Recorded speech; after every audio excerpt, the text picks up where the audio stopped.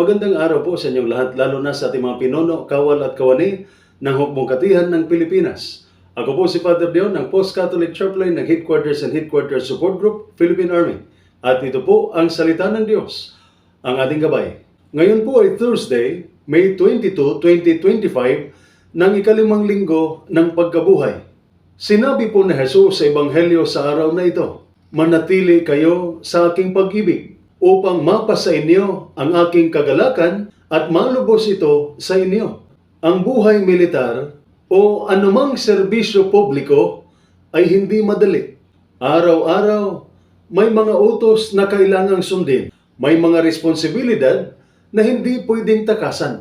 Disiplina, pagsunod, at sakripisyo ang karaniwang tema ng bawat araw. Ngunit sa Jesus ay may paanyaya. Huwag lang tayong sumunod dahil kailangan. Maglingkod tayo dahil nagmamahal tayo.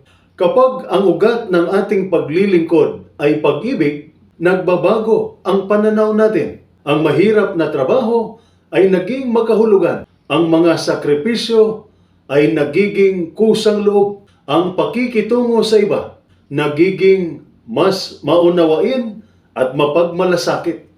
Ang tunay na kagalakan sa paglilingkod ay hindi galing sa parangal o promosyon, kundi sa malalim na damdamin na nagmamahal ka habang naglilingkod ka.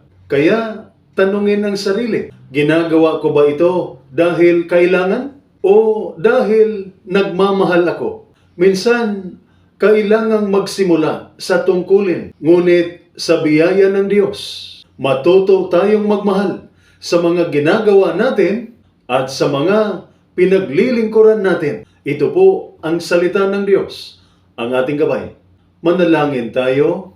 Panginoon, turuan mo akong maglingkod, hindi lamang dahil sa tungkulin, kundi dahil sa pag-ibig. Tulungan mo akong makita ang bawat gawain bilang pagkakataon na magmahal gaya mo. Sa iyo ko iniaalay ang bawat utos, bawat sakripisyo, at bawat araw ng paglilingkod. Amen. At sumainyo at sa inyong pamilya ang pagpapala ng makapangyarihang Diyos, Ama, Anak, at Espiritu Santo. Amen.